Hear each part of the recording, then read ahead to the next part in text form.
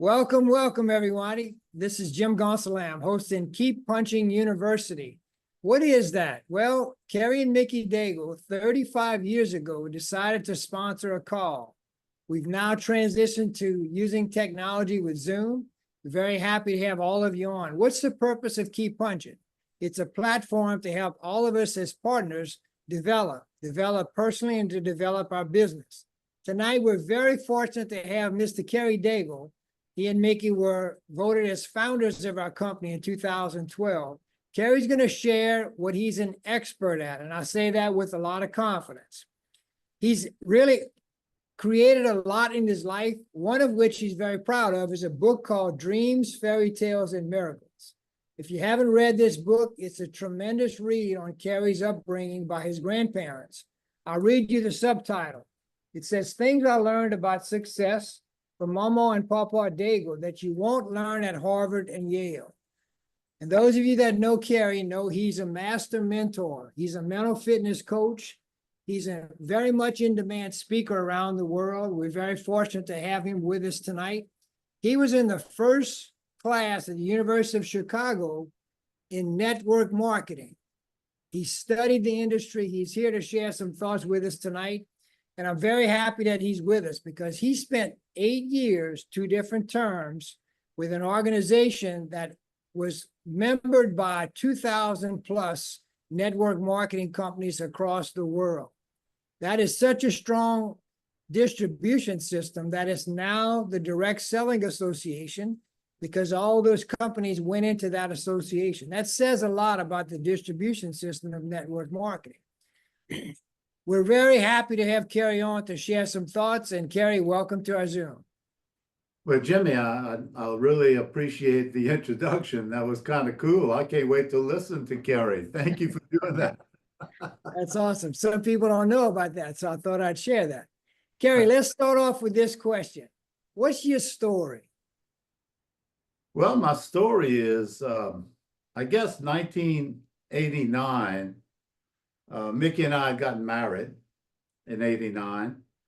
And during that time, I had a gentleman that kept coming over to an office that I was sharing with a group of attorneys. Now, for those listening in that don't know me, I'm not an attorney, but I was doing a lot of publicity work for an attorney, and they were actually doing work for me, pro bono, contractual work for my promotional company at that time.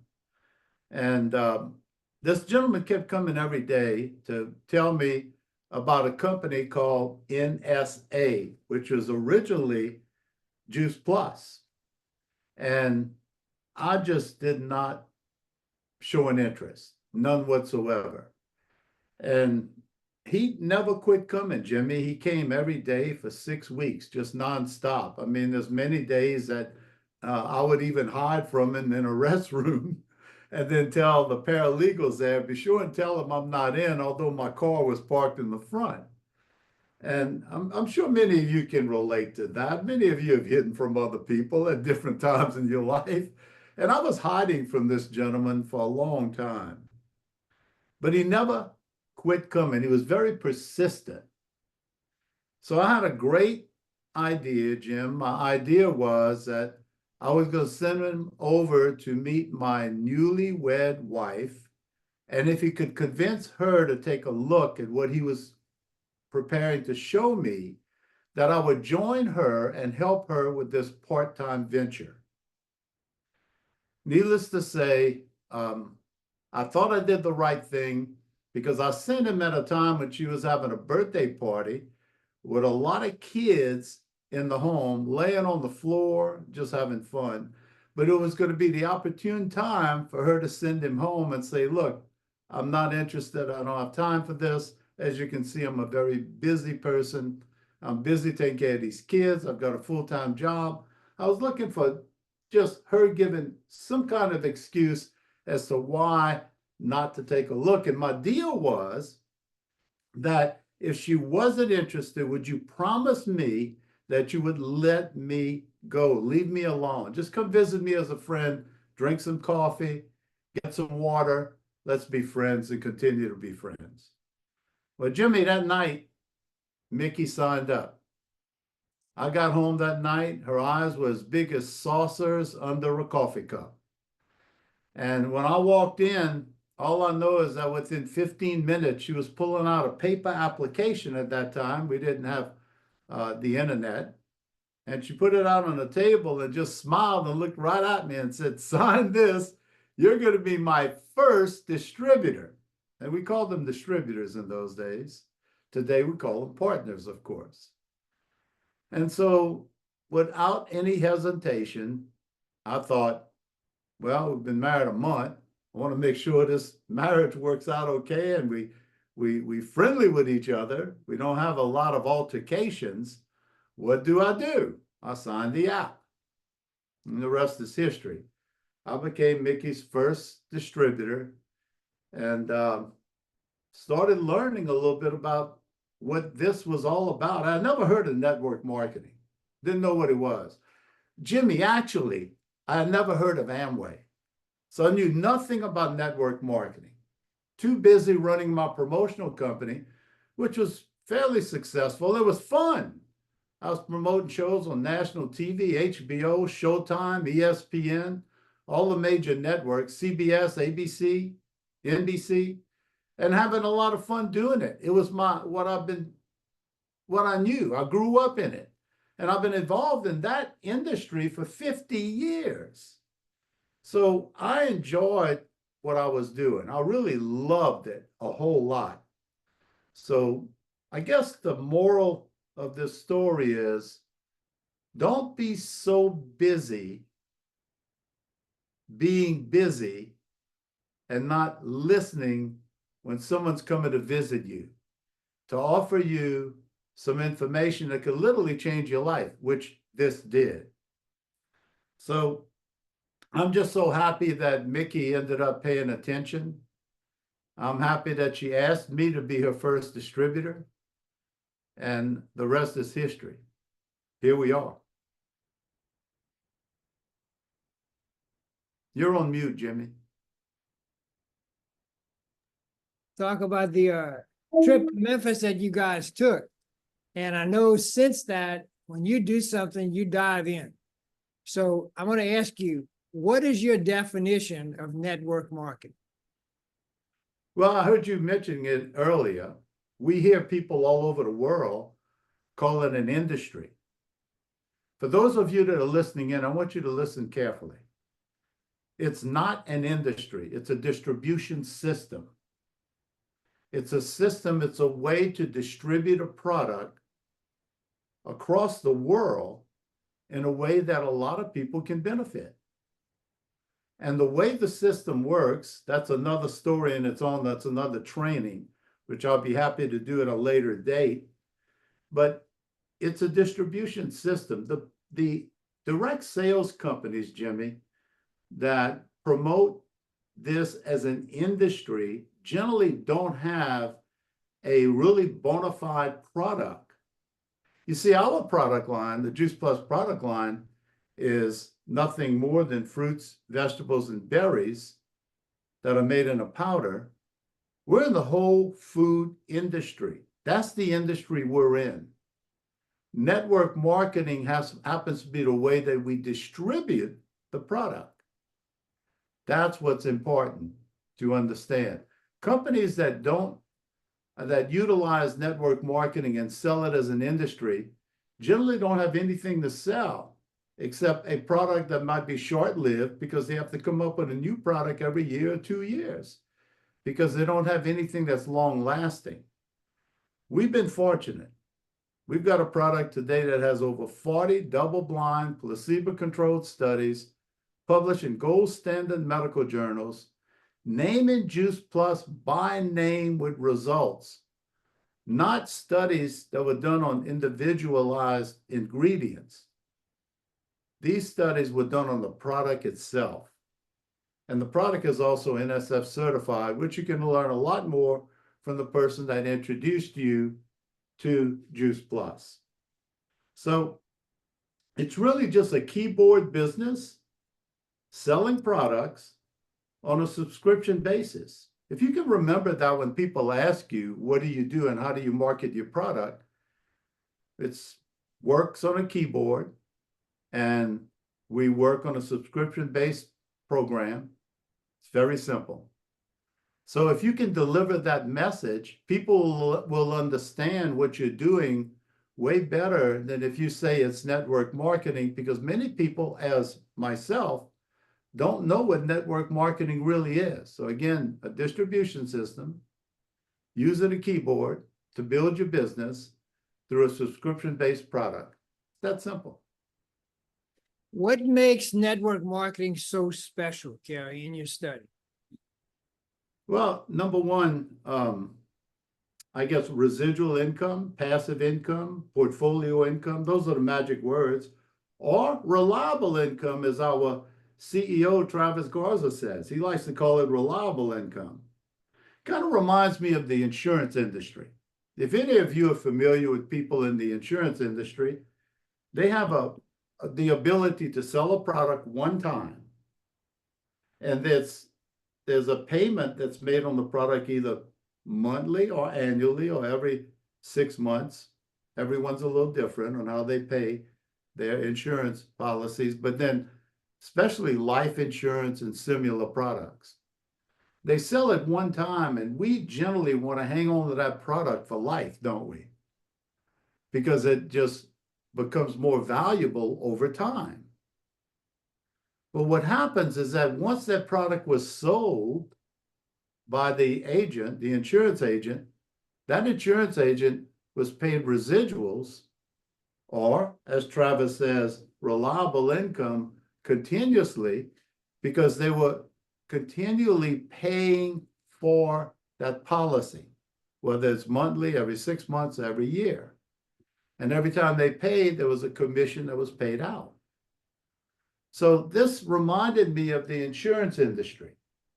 And in the insurance industry, if you're with the right company, not every company does this, you could be in a position and move into a position where you could hire insurance agents. And that's good. In fact, it attracted my attention when I was younger, because I saw it as an ability to be able to develop that portfolio or reliable income on a regular basis, whether we were working or not working. That over a period of time, you could build that nest egg of reliable income. I also saw an opportunity where the agent could go out and train other agents, possibly depending on the company, and develop a management override on those agents. What attracted me mostly to this system, Jimmy, was that we could do the same thing, except we could hire more agents, and instead of working where we're domiciled, in my case, only Louisiana, because I'd be a licensed agent in Louisiana. In this case, with the Juice Plus company, we can do the same thing, except we can hire and bring in as many agents as we want. I say hire, but really you bring them in as team members with you. And yet all 50 states are your territory, including Mexico and Canada and North America, and over 20 other countries. So it's a way to magnify what the insurance company does, but in a much larger way, a big, big picture. When I started understanding that system, that was attractive. I said, my goodness, is this for real? And once I started understanding that, Jimmy, everything changed. It motivated me so much that I really could not stop talking about the business behind the product. The business really got me excited because I saw it as an opportunity for an average person to make above average incomes and to be able to do it on a part-time basis. And then one day, quite possibly, can't guarantee this, but they could have a full-time income doing it part-time. Now, does that happen for everyone? And what is a full-time income? For everyone, that's going to differ. Full-time income could be anywhere from $50,000 a year, $25,000 a year. For others, it could be $200,000 or $300,000 a year. We don't know that, depending on the individual and the work ethic. So there's a lot of work involved. It's not easy, it's tough, but it's simple. And that alone was a big, big attraction. And that's what really makes this system with Juice Plus very, very special, Jimmy. Kerry, you mentioned the big picture. Can you give me an example of what you mean by the big picture? You know, I knew you were going to ask that question. And so I wouldn't make any mistakes. That's why I said, give me a few minutes. I'm going to write a few notes down. I knew that question was coming because I remember when we first started, I sat down with you and showed you that on a napkin. Yeah. And then, Jimmy, take a look at this, what the possibilities are. So if you're really paying attention here and you're taking notes down, here's a good time to write some notes down. If you got a napkin, put it on a napkin.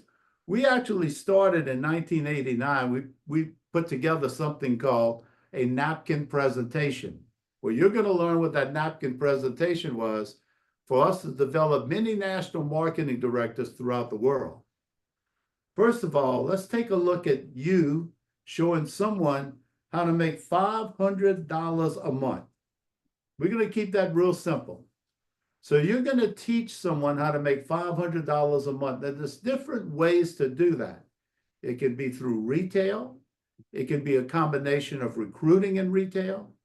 It can be a combination of several things that you can do to build $500 a month in what we call, again, reliable income. But let's annualize that. So if you're writing on your napkin right now, as I'm doing, you're writing down the annual amount of $500 a month. That's 500 times 12. We're going to keep it simple. That's $6,000 a year of reliable income. Now, for most people, you would look at that and think, that's not a lot of money. But let's compare it to the traditional business world. You see, in the traditional business world, a common practice is for you to invest your savings into some type of financial package. For example, stocks, bonds, IRAs, certificates of deposit. I could go on and on. Let's assume after you pay your taxes, federal and state, if you pay state, you net 3% return on your investment, ROI. You're going to hear that a lot, ROI. So to be able to earn a 3% ROI, return on the investment, my question would be, how much would you have to invest in the financial instruments to earn $6,000 a year, return at 3% net? Let's do the numbers. It's really simple to do. So $100,000 invested at 3% is $3,000 a year, isn't it? So it's pretty simple. It's $200,000. So in the traditional business world, you as an individual living in that world, investing in these financial instruments, would have to save, not make, save $200,000 and invest that in a financial instrument at 3% net after you pay taxes, to earn $6,000 a year. I'm not saying that I can teach everyone to do that in 90 days to 6 months, but I can guarantee you for most people that are listening in right now, it's going to take you a lot longer than 6 months to save $200,000 doing whatever you're doing. Whether you're in medicine, you're a medical doctor, you're an attorney, you're a teacher, you own your own business. Again, we mentioned saving and investing $200,000. So really, that's the big picture. And we would show that over and over, Jimmy, on a napkin to teach people the big picture and what's available from a business standpoint. I'm big into the business of Juice Plus. Our product is a no-brainer. Everyone can look at this product and look at all the competition in the world, and anyone that's intelligent enough to take a look at our studies is not going to buy anything else. And if they do, move on. Go to your more intelligent prospects because you got almost 48 published studies, or 48. So the product is not the issue here. The issue is, how good are you at letting people understand the power behind this distribution system called network marketing? Gary, I remember that napkin presentation. In fact, I remember a lot of people walking away asking, can I have that napkin? I remember those days, right? Jimmy, I remember days sitting at a restaurant where would have a paper sheet as a tablecloth. And in many of those restaurants, you could write notes or with crayons or pens you could write on. People would tear off the sheet of paper. Can I have that? Do you mind if I take that? And they tear it off and bring it home with them. It is so powerful that it will attract anyone's attention, because $500 a month, if delivered correctly as to how we get paid, that will open up doors, because most people are going to invest and save until they're 65 or 70 years old. Why wait for that number, for all the great things to happen, for you to be able to retire possibly earlier? The possibilities are there. Again, I'm not making any promises that anyone is going to be able to do that. I am saying that it can be done. Gary, let me ask you, you've mentioned some things that really make sense. The question a lot of people ask, is this hard? Yes. You don't want to hear that, do you? Yes, it is hard, but it's simple. Is it difficult? Absolutely. You've got to get out of your comfort zone. If you want to build a business, you got to talk to people. And you can't just talk to them on social media. But let me tell you about social media. For those of you who understand how to use it properly, and we would think the younger generation should know how to use it properly, but we don't have enough people in the younger generation developing their business all the way to national marketing director. I'm not an expert on social media, but I will tell you this, Jimmy. I am an expert in marketing and promoting and publicity. And let me tell you about social media. It has given everyone an even playing field. Today, the companies, Fortune 500 companies that have advertising budgets of $200 or $100 million, you have just put yourself in the same position in equal terms to compete with them because of social media. You can reach out to literally hundreds of thousands of people because of social media, if you know what to do. That's what's important. But it also gives you an opportunity to touch people and talk to them. You can't just use social media to blast out information. Eventually, you're going to have to pick up that phone and call and speak to someone. They have to hear a voice. And remember this, one more person in your business could change your life drastically. Because that one other person could be another Mickey Daigle. And if you sign up a Mickey Daigle, you're going to be in good shape. So the key is you don't know who that next person would be. That's crucial. So is it hard? Absolutely hard. You've got to learn a lot. Anything in life, the reward you get is equal to the effort you put in being consistent in your efforts. You do a lot, you get a lot. You do a little, guess what? You get a little. So it's really important to understand, yes, it's hard. There's a lot to learn. But think about this a minute. We have enough people in this business that are my age, that have over 30 years of experience, some 20 years, that can mentor anyone coming in and teach them how to build this correctly. So who are your mentors? Remember this, it's not about the older community getting old and not as good. The older community is wiser, has been in this business a long time, and become the best mentors for you to learn how to build this correctly and build a dynasty. Don't forget that. There's some mentorship out there waiting for you all over this country and in other countries throughout the world. Take advantage of what's there for you. And this company offers that to you. Gary, you mentioned our company seeking people, really of all ages, but why or how have they really focused on the younger generation? Well, number one, the younger generation, you teach them how to make $500 a month, they'll never leave you. They're not going anywhere. Because then they can get to 700 and 800, then 1,000. They're definitely not going anywhere. And then they start seeing a bigger picture. They start learning from their mentors on how they can reach out and do more. All of a sudden, they become speakers, just like the more experienced speakers. They're on a stage. We saw a lot of that at this last conference. In fact, 2 of our distributors were part of a younger generation session that they spoke in. And I can tell you, when we met these 2 young ladies, they absolutely were past broke. I mean, with no experience whatsoever. Now they're teaching others. So, wow, the opportunity is incredible.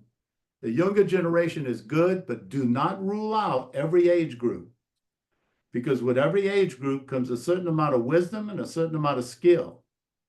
If you're good at what you do, I like to consider myself as a talent scout, to find out the talent a certain individual may have, so that I can work off that talent, not their weakness. The biggest problem is that most people will say, okay, well, you're not good at this, let me teach you this. No, build off their strength.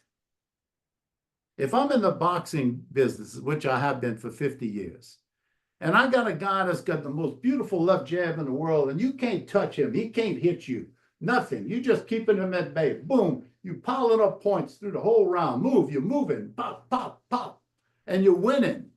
And you're doing it with a jab. Do I teach him or her to be able to put their elbow in, step in the middle, and start fighting inside?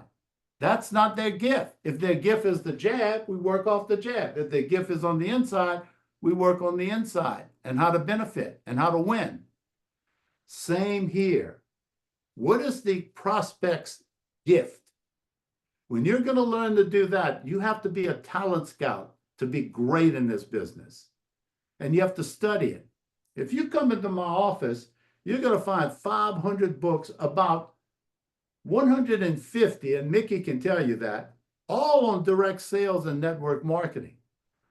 Although I've been doing this for 35 years, I'll read and study everything on this distribution system that I can on a regular basis. I want to be the best I can be. And that's what I like to do. And I like to take that and transfer it to someone else. Another gift in building a big business is it's not about how many times you're on stage. The making of a real leader is how good are you at putting someone in your group on stage. That's called duplication. Can you teach them to be great, or is it you that wants to be the one on stage and be the picture of greatness? That's okay. And you can build a decent business. But the truth of the matter is, the great ones build great ones and put them on stage. And that's how you build a big business. Not about you. It's about your team. Kerry, from all the books and all the wisdom, any closing quotes that you live by? Oh man, I'm glad you asked that one. Yes, I got some really good ones. In fact, I was going to come up with them, and being you asked the question, I'm going to tell you what one of them is right now. There's a philosopher named Isaac Singer. And Isaac Singer said this: if you keep on saying things are going to be bad, you have a good chance of being a prophet. Think about those words. That's powerful and so true. And then one of my heroes and one of my mentors, because I like to read anything written by him, is Warren Buffett. Why not? Multi-billionaire. Warren Buffett said many years ago, if you don't find a way to make money while you are sleeping, you will work until you die. Whoa, that's powerful words. And that's so important. Here's another one. A tip, actually. A leader's presence is absolutely essential for positive role modeling. You have to be around for your children and your team to see you. And the reason I say your children, because they're going to duplicate you too and your team. That's important. But I do want to close it with this. There's a verse in Galatians chapter 6, verse 9. And it goes like this. And let us not grow weary while doing good, for in due season we shall reap if we do not lose heart. Where's your heart? Where are you? How strong are you? How solid are you? I hope you're enjoying tonight. I hope you took some good notes. Jimmy, turn it over to you. Thank you for having me. Kerry, this has been a great interview. Thank you for sharing your 35 plus years of research and network marketing. Folks, it's a very powerful distribution system. And I'm actually going to thank Kerry for being on tonight. And I'm going to ask you guys to help me thank him. But first, Mickey, if you'll take it off record.